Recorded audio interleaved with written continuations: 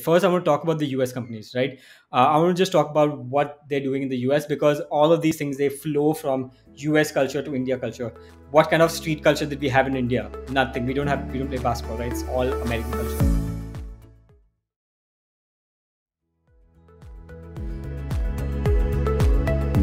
I would say the two biggest companies who are in this, one of them is called StockX. In 2021, they were valued at 3.8 billion. They raised 250 million in 2021. The other one is called Goat, which is valued at 3.7 billion, and they raised around 200 million in 2021 as well. So both of them big companies. And funny thing, one of our common friends, he used to work for Goat, and I stayed at his house for a while. And while he was working for Goat, he wanted to kind of experience as the customer was experiencing, and he bought a bunch of the products. So when I went to his house, he had an entire wall, I want to say at least 30 to 40 sneakers. And he pointed out a couple of sneakers that were like $10,000 plus. So yeah, he understood the data points because he was a data analyst, and he just bought the right products at the right time. But since then, he sold the sneakers, blah, blah, blah. But yeah, it was interesting. One more thing I'm going to say before we move on to India. Which are the most popular sneaker brands? What do you think? I mean, I've only seen Nikes, to be honest. The Air Jordans is the most common one that I hear, so I'm assuming it's Nike. So Nikes, Air Jordans, and Yeezys. Yeezys being the Adidas collaboration with Kanye West, right? So yeah, those are the most popular ones. And I did a bunch of research. There are guides how to become a sneaker reseller, and on that they mention you should buy these three. I think I want to answer a basic question before I tell you which companies are the biggest ones in India. What do you need to become a sneaker reseller? And it's so easy. It's just two things. You just need to know what shoes to resell, which are the limited ones, which are the very exclusive ones. And secondly, you need to have good contacts in the buyer's market. So again, it's just having contacts in the seller's market, having contacts in the buyer's market. In the buyer's market, you can do two ways. You can either go super niche, like you can sell to Sanjay Dutt. You can sell to Harshvardhan Kapoor, who's apparently India's biggest sneakerhead.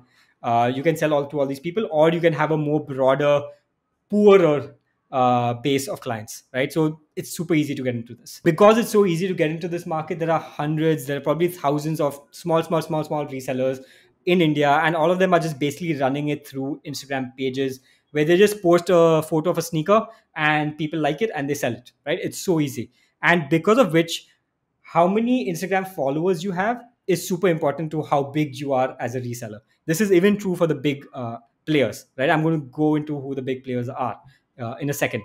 And so, because building that hype for the sneakers is mainly through the visuals, because in the end, this is a fashion item, and the looks matter so much. So yeah, so in my opinion, the biggest player in this market is, I love the name. It's called Veg Nonveg. I remember the first time I heard it from one of my cousin brothers, I was like, what the hell is this name? But yeah, Veg Nonveg, they have 380,000 followers on Instagram. It's owned by the husband of Sonam Kapoor, a guy called Anand Ahuja. Um, and it's all he also has a co-founder. His name is Abhineet Singh, but Anand Ahuja is a much more famous guy, right? Obviously, the revenues in FY21 was 22 crores, which was a huge jump from the previous 2 years, where it was just 3 crores, then 6 crores, and then it suddenly jumped up to 22 crores. So they had a fantastic year in FY22, where they grew 3.5 times. Sorry, in FY21, where they grew 3.5 times. FY22, I'm sure they did well again, because they are by far the biggest players in this market.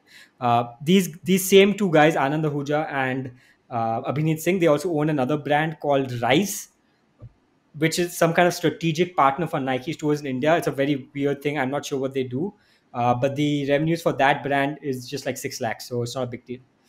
And you know what the annoying thing about Veg Nonveg is? So that's the biggest one by far. The second biggest by Instagram followers is one called Superkicks India. So they have 270,000 followers on Instagram, pretty big. They have 4 physical locations in Bombay, Bangalore, Delhi, Guwahati. And now here's the weird thing: is I looked up their financials and they're not showing any income, but their net worth is changing over time, right? So in FY18, their net worth was 90 lakhs. FY19, their net worth was 83 lakhs. And FY20, Their FY21 numbers are not out yet for some reason. Their net worth was 62 lakhs. So that means each year they were doing a loss. But I don't know what their latest numbers are, so it's hard to say how they're doing now. I don't know how much revenue they have. Then Mainstreet Marketplace. This is the one that you wanted to know about. And Mainstreet Marketplace, I feel like, has a kind of slightly different way of doing things than the other people. So Mainstreet Marketplace was started by a really young guy called Vedant Lamba. His father is some kind of famous like finance guru or something like that called Anil Lamba. He has like this big online presence, whatever. He was only 22 when he started, and he started by selling on OLX. But what I like about Vedant Lamba is that he is doing it purely through content marketing, right? So he started Main Street Marketplace by first starting on YouTube. And so his YouTube channel has something like 34,000 followers. His Instagram page has something like 64,000 followers. And he's much more content focused than the other people. So that's what I like about Vedant compared to the other people. And he has two stores as well. One is in Chhatrapur in Delhi, and the other one is in Bombay. Here's one funny thing I found on Main Street. So their YouTube channel is called Main Street TV. He had Harshvardhan Kapoor on his YouTube channel, who's Sonam Kapoor's brother, and this is her husband's main rival. So I found that kind of funny. Apparently, Harshvardhan Kapoor is like one of the biggest sneaker heads in India or something like that. He has a huge collection. Yeah, he has an interesting cap table. He has Kunal Shah's cap table. He has Varun Dugirala, Raj Shamani, stuff like that. There's another one called Crepdog Crew. It's an LLP, so I couldn't find their financials. Here's interesting. There's another Instagram page with 130,000 followers called findyourkicks.com, Find Your Kicks India.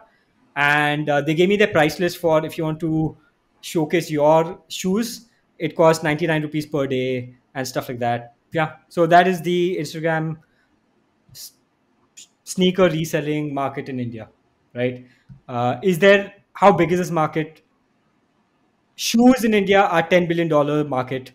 This is a very small niche within that. And if you want to get into this small niche, if you think you're really good at marketing, then get into it. But this is a pure marketing game, and that's it. You can also get on the content side of it. I found a couple of companies doing the content stuff. There's one called streetsense.co.in. So that you can get into the content side of it. And the last thing, I didn't find anybody in India doing the marketplace model. So what Goat is doing, what StockX is doing, there's nobody doing the marketplace model. So I think somebody in India can do the marketplace model where you have your buyers, you have your sellers. Isn't Main Street a marketplace model? No, I don't think so. I think Main Street is buying the products themselves and selling it. I don't think it's a buyer seller meetup place. Unless I completely misunderstood what Main Street is doing, but I don't think so. No, they have their own retail stores as well. So yeah, Yeah, probably not exactly. a marketplace. Um, So One of the no, opportunities I would assume in this market would be just figuring out knockoffs, right? Because this is an industry that's plagued with knockoffs and these fake replicas or whatever you call it. I'm assuming sneakerheads can figure out what's real, what versus what's not. But I also know for a fact that whoever is building these replicas are smart enough and they keep upping their game, where it looks more and more like the original shoe. Is that something that's a problem in India so far? I mean, I'm assuming so. I know I myself have bought running shoes, sorry, on Amazon, and they turned out to be fake. So I'm sure this is a problem plaguing them as well. How much it is, I'm not 100% sure. But actually, that's a good point.